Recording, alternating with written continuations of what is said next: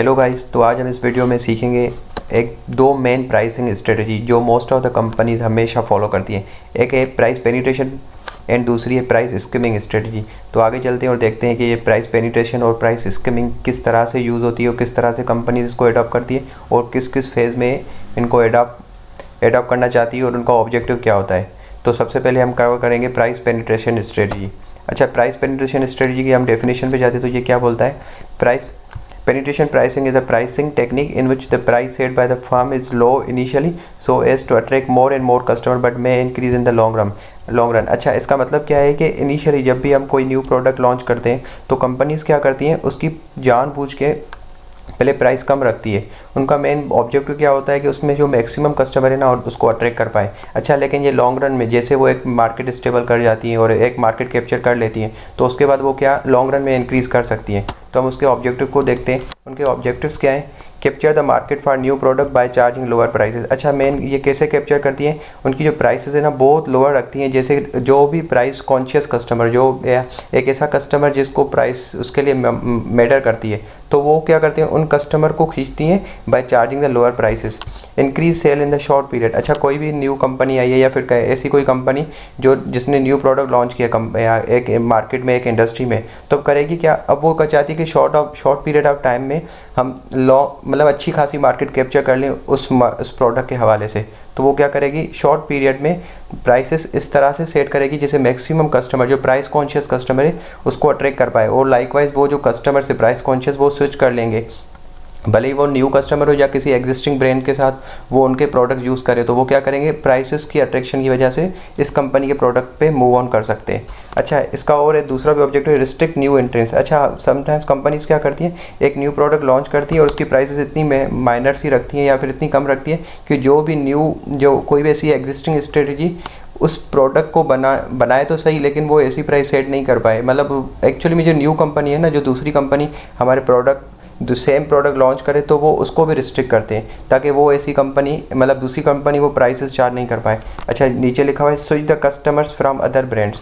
तो जैसे मैंने आपको ऊपर ही बताया कि हम दूसरी ब्रांड्स के भी कस्टमर को स्विच करवाते हैं by charging the lower prices. अच्छा, इधर टारगेट ऑडियंस क्या होती है, प्राइस कॉन्शियस। सारे वो कस्टमर जो प्राइस कॉन्शियस है, जो ज़्यादा प्राइस के बारे में सोचते हैं यूज़ करने से पहले, तो यहाँ पे टारगेट ऑडियंस यही होती है। अच्छा, इसके हम अगर एग्जांपल्स पे चलें तो यहाँ पे दो किस्म के मैंने एग्जांपल लिखे हैं। स्ट्रीमिंग प्लेटफॉर्म्स जैसे कि फ्री ट्रायल पीरियड और हैवी डिस्काउंट। समटाइम आप देखे होंगे कि आपकी स्ट्रीमिंग जो प्लेटफॉर्म्स है वो आपको क्या कहते हैं, इनिशियली आपको अपनी वेबसाइट पे वगैरह पे जाते हैं, उनको अट्रैक्ट करने के लिए आपको क्या बोलते हैं कि आप हमारे प्रोडक्ट को फ्रीली ट्रायल पीरियड 1 महीने के लिए आप यूज़ कर लो, 2 महीने के लिए यूज़ कर लो, तो ऑनवर्ड ये आपसे प्राइस चार्ज करते हैं। या फिर क्या बोलते हैं कि आप जो पहला मंथ होगा आप दो मतलब माइनर सी प्राइसेस चार्ज करके वो बोलते हैं कि आप पहला मंथ फ्री में चार्ज करें, बकाया आप रजिस्टर कर लें। या फिर हैवी डिस्काउंट, जैसे आप नेटफ्लिक्स पे चले गए या फिर मोस्ट ऑफ जो इंटरनेट प्रोवाइडर्स हैं, आपको कोई भी न्यू प्रोडक्ट लॉन्च करते तो वो क्या करते हैं, आपको इनिशियल बेसिस पे बिल्कुल या ऐसे ही फ्री में सर्विसेज देते हैं या फिर माइनर सी चार्जेस लेके आपको यूज़ करने के लिए देते हैं। या फिर आप रेस्टोरेंट में चले गए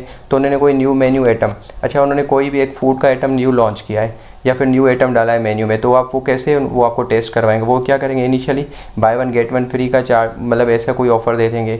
जैसे नॉर्मली आजकल मार्केट में बहुत सारे पिज़्ज़ा ब्रांड आ गए हैं, तो वो क्या बोलते हैं कि मतलब एक पिज़्ज़ा बनाते हैं लार्ज पिज़्ज़ा और बिल्कुल माइनर सी चार्जेस रख देते हैं और उससे क्या होता है जो न्यू कस्टमर जो प्राइस कॉन्शियस है तो उनको वो ट्राई करने के लिए जाते हैं। अगर उनको पसंद आता है तो लाइकवाइज वो उनके लॉन्ग रन में कस्टमर बन जाते हैं।